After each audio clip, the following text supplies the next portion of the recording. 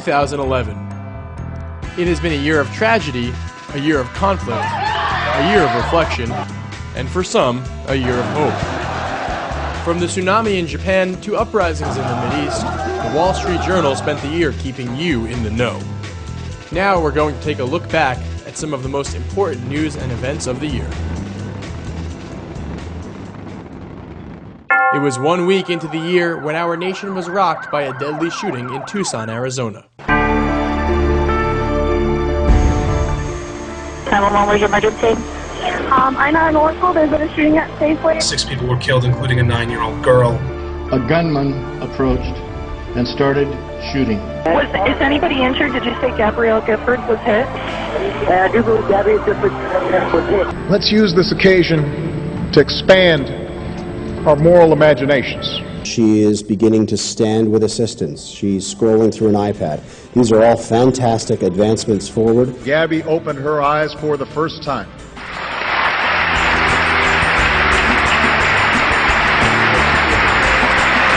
From Arizona to the Middle East, when Tunisian fruit vendor Mohamed Bouazizi lit himself on fire, he set in motion a series of uprisings in the Mideast, still affecting the region. All of a sudden, Tunisia, then you have Libya, then you have Bahrain, then you have Egypt. Unrest in Tunisia and the country's president flees to Libya. This is the first time that in the Arab world, mass public protests have overturned a government. A third straight day of protest in Bahrain today, Kelly. Bahrain's military had left the streets. They began to march. Protests have spread to Yemen. We haven't seen numbers like this before in Yemen. Yemen's president to step down after 33 years. Syria opens fire on protesters. Thousands of Egyptian anti-government protesters are clashing with police.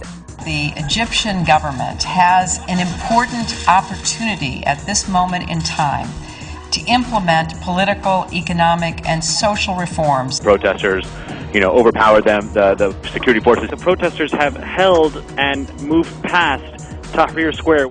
Egyptian President Mubarak fires his own cabinet. How much further do you think the Mubarak regime can hold out? I think we've passed a tipping point in terms of the protest here. And so just about half an hour ago, Vice President Suleiman came on state TV and said President Hosni Mubarak has decided to step down. You saw euphoria in the square. Egyptians are headed to the elections in the first of what is actually quite a drawn-out election process. The turnout is quite large. There's a lot of enthusiasm for these first elections since the revolution. In Libya, protests were not enough. When Muammar Gaddafi's oppressive regime threatened to crush the revolution, a coalition of Western nations had no choice but to intervene. Pro-democracy movements in Tunisia and in Egypt is starting to have a domino effect. An escalating crisis in Libya. We're seeing protests against Gaddafi for the first time. Nothing is off the table. Could the U.S. and Europe stand by as he kind of finished his advance across Libya? What do we need to know about this no-fly zone? Well, President Obama said today it's still an option. We cannot stand idly by when a tyrant tells his people that there will be no mercy. A resolution was passed to authorize military airstrikes in Libya. Who gave you the right to intervene in our internal affairs?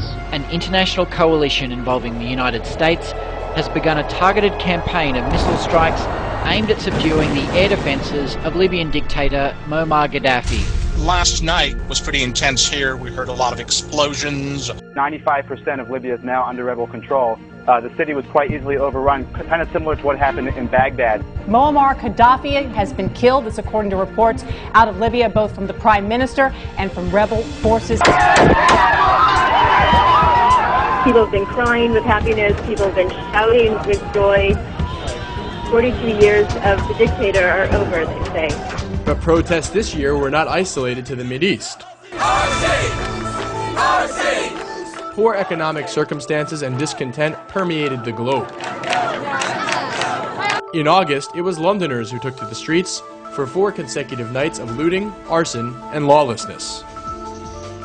England braces for another night of violence. London police have increased their police presence by almost threefold. The police called it last night the worst night on memory for the city.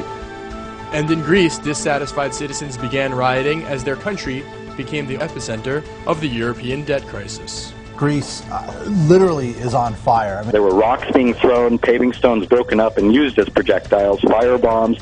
A lot of denial about how bad the situation in Greece is. There is no growth in Greece. The economy is shrinking. EU leaders said they would do whatever it takes to ensure that Greece doesn't default. When does this end? How is this ultimately going to get Greece to a situation where it can pay back its debts now and get back towards a more stable budget position?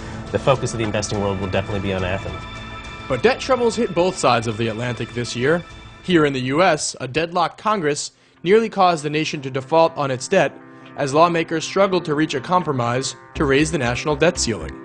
The debt battle moves to Capitol Hill. Are they getting closer to a deal to raise the debt ceiling? What you got now are dueling plans, a Republican plan over in the House, a Democratic plan in the Senate. It's going to start to be very late to get to do an orderly process in the Congress on whatever it is that anyone wants to do. Yeah, I spent 25 years in Washington. I have never seen it this bad. This is going to cost us for decades if they screw this up. I hold in my hands the text of the Budget Control Act agreement. The leaders of both parties and the president have agreed on something, the details of which are still not completely public. This legislation reflects a bipartisan negotiation over the weekend. We finally reached a resolution in the only way we could, through an agreement between both parties. Washington has avoided a catastrophe. The initial reaction is good. Good, no disaster. The likelihood is that this gets done tonight. Congress has now approved a compromise to reduce the deficit and avert a default that would have devastated our economy. But even that compromise was not enough to stop ratings agency S&P from downgrading U.S. debt for the first time in history. 4 hours after the market closed, S&P, the credit rating agency, downgraded the U.S. for the first time ever. It's about the difficulty of all sides in finding, a consensus around fiscal policy choices. S&P saying it's precisely this process and the lack of real agreement on it that is one of the reasons why they see problems for the U.S. going forward. It is lack of leadership. And we didn't need a rating agency to tell us that the gridlock in Washington over the last several months has not been constructive. And later in the year, the same partisan divides which divided Congress on the debt deal paralyzed the supercommittee created in that agreement. Well, the failure of the supercommittee leaves both parties set for a long debate over taxes and deficits. I don't think there's any way to resolve the issues on the table now except to have a national election about them. I'm just curious, what's the impact going to be? There's going to be, already has been and will be even more so now, a great deal of American disgust at Washington. Angered by increasing disparities between the upper and middle class, Americans also began protesting. Is it spreading and growing? Is it spreading and growing? Shame! Shame! Shame!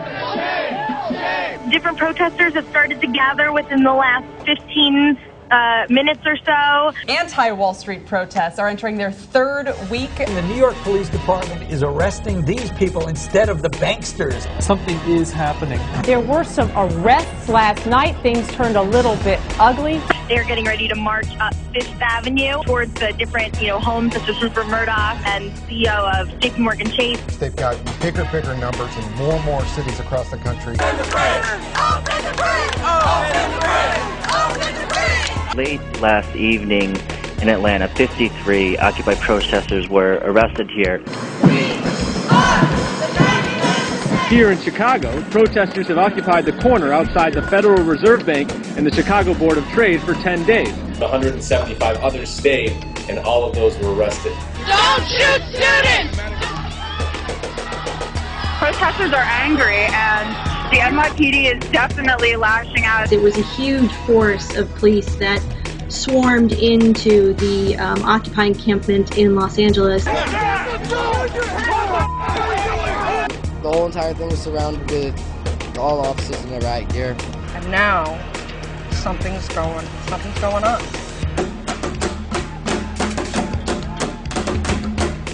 But 2011 wasn't just a year of differences between people. It was also a year of conflicts with nature. A massive magnitude 8.8 earthquake shook Japan today, this afternoon. Historically, maybe the biggest earthquake that has ever hit Japan. Aftershocks still ripple through Tokyo after a devastating earthquake hit northern Japan Friday. When I looked outside of the window at my workplace, I saw the cars shaking. For now, people are bracing themselves for more possible tsunamis. With most public transport cut off, more than 94,000 people spent the night on the streets or in shelters, according to local news reports.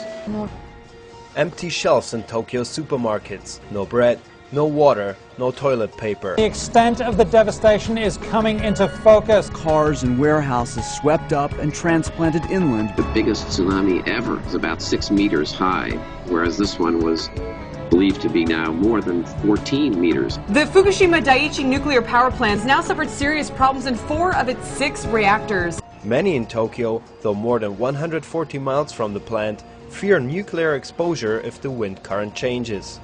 Japan's government says the problems at the nuclear plant are not deteriorating. Thousands have been evacuated from a 12-mile radius area. The Pentagon is ordering U.S. military personnel to stay at least 50 miles from the stricken Japanese nuclear plant. An auditorium, a community center, a gymnasium. It is makeshift shelters like these where thousands of Japanese are now finding refuge after being evacuated from their homes due to concerns over a potential nuclear meltdown. Many wondering about the implications of the radioactivity. Smoke billowing from Japan's troubled nuclear reactor. And over 20 people have tested positive for contamination. We don't really know the levels of radiation. We'll ask an expert about whether nuclear disaster can be avoided. Efforts to avoid a nuclear catastrophe may now require burying the troubled Fukushima plant in cement. This could take a long time. In the Midwest, it was wind that caused devastation as mile-wide tornadoes ravaged cities, including Joplin, Missouri. The city of Joplin, Missouri and surrounding communities are reeling from the devastating tornado that struck Sunday. At least 89 people were killed in Joplin, and officials say that 25 to 30% of the city was destroyed. The devastation is immense there. People are trying to pick through the rubble of their former homes. People I spoke to are shell-shocked. They say they're numb. We are continuing to press on. Unfortunately, also discovering additional people with injuries. We also had a nursing home that was flat, a school that was flat, a number of businesses. It literally landed on Joplin and twisted and ground that city into the rubble it is today. It was also a year of scandals and politics. Accusations of misbehavior against powerful men ended a few distinguished careers. Dominic Strauss-Kahn was arrested for allegedly attacking a woman in a New York City hotel. A lewd post on a Twitter account of a congressman is causing a major controversy. I did not send this. I can definitively say it looks a lot like a prank. I have never acted inappropriately with anyone. Herman Cain calls sexual harassment allegations against him totally baseless. An alleged sex abuse case. It's rocking Penn State, and it centers on a former defensive coordinator. Jerry Sandusky was really one of the key people on this program. Dominic Strauss-Kahn was denied bail. He was charged with a violent sex act, which could attach up to 25 years in prison. Wow. Once I realized I had posted to Twitter, I panicked. I took it down and said that I had been hacked. For a week, it's just been flat out lying. So today I'm announcing my resignation from Congress. Joe Paterno and Penn State's president have been fired by the university's board of trustees in the wake of the child sex abuse scandal. I am suspending my presidential campaign. The defendant will be released in his own recognizance. A judge dismissing charges against Dominic Strauss-Kahn. The prosecutor said, we have real questions about the credibility of the victim or key witness in the case. And just 1 year away from a presidential election, the GOP primary race began heating up this year. It seemed that every month brought with it a new frontrunner.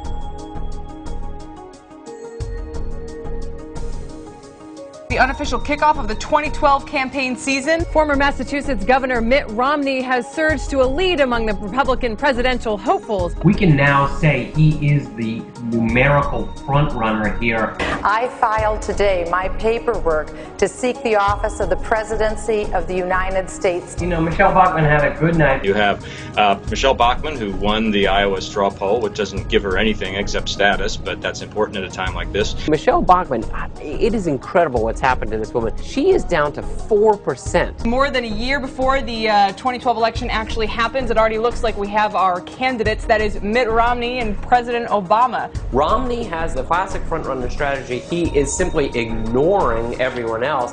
In a mere 3 weeks, Rick Perry has come in and has overtaken Mitt Romney. Rick Perry has emerged as a clear front-runner in the Republican presidential race. All of a sudden, he surges in the Gallup poll. He's now at 29%, and he's eroding Mitt Romney's support, at least in these early months. Perry well out in front now.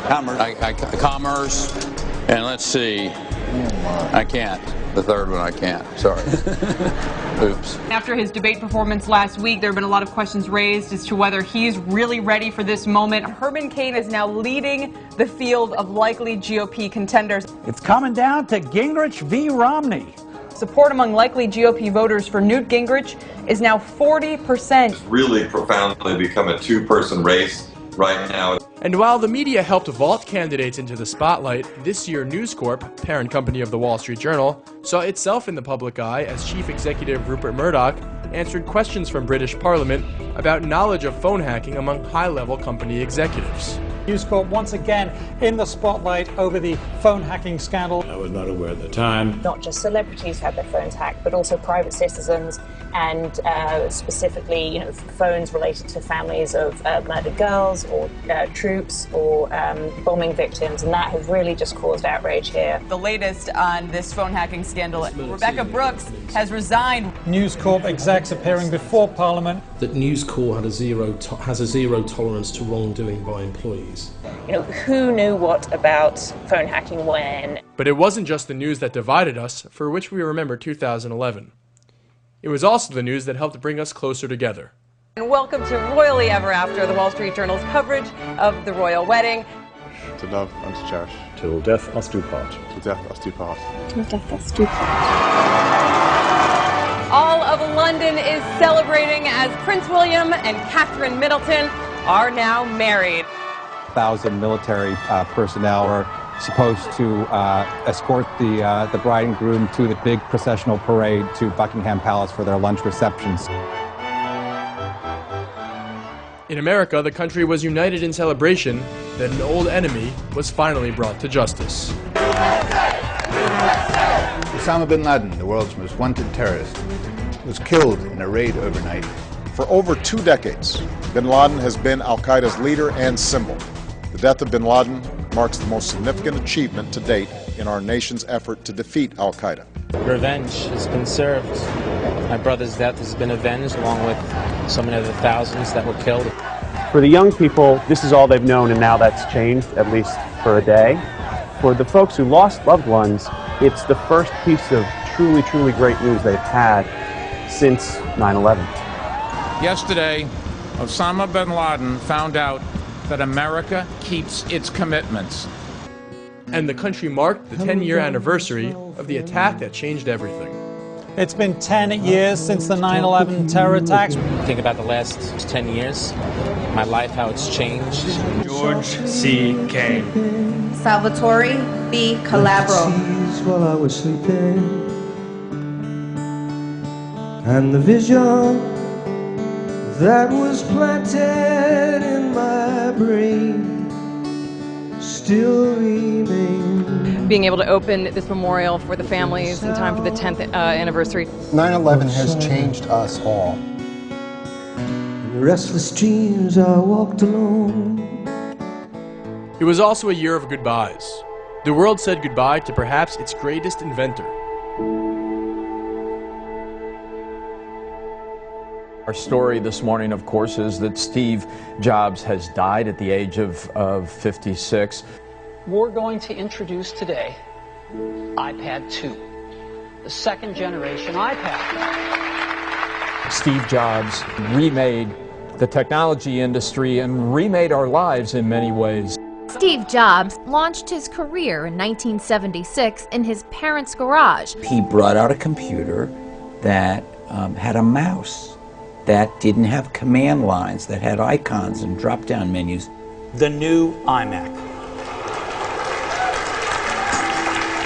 Before Steve Jobs, computers were sort of these ugly, mostly ugly things, really. This is the new MacBook Air. Steve Jobs is absolutely, unquestionably a historical figure. You probably have to go back to Henry Ford to come up with somebody who's had the kind of impact on business and our lives that he had. An iPod, a phone, and an internet communicator. An iPod, a phone. He was there at the birth of this industry. He shaped it in so many meaningful ways. I don't think that role can be replaced. And America said goodbye to a program that reminded us of the great tasks people can accomplish when working together. The space shuttle Atlantis poised for takeoff that will bring an end to the 30-year space shuttle program. Flight crew OTC, close and lock your visors and initiate O2 flow. The space shuttle has launched more than 50 satellites. It's deployed interplanetary probes to Jupiter. It's served as a deployment platform for major orbital observatories. You mentioned the Hubble Space Telescope. Folks were arriving days ago and already beginning to crowd the shoreline. It's definitely well into the hundreds of thousands and perhaps as many as a million. All three engines up and burning. 2, 1, 0, and liftoff. The final liftoff of Atlantis on the shoulders. This is really a historic moment for the United States. The 3 liquid fuel main engines throttling back to 72% of rated performance. It was a beautiful, beautiful launch. It brought back some great memories from my flights, and looking forward to seeing some new vehicles here in the next few years. Landing gear down and locked. The space shuttle landed for the last time today, an end to its 135th and final mission. It's really a sense of this historic end to a really storied program. The space shuttle pulls into port for the last time. Its voyage at an end. That's all for this presentation of the Wall Street Journal Digital Network. Thanks for spending this year with us.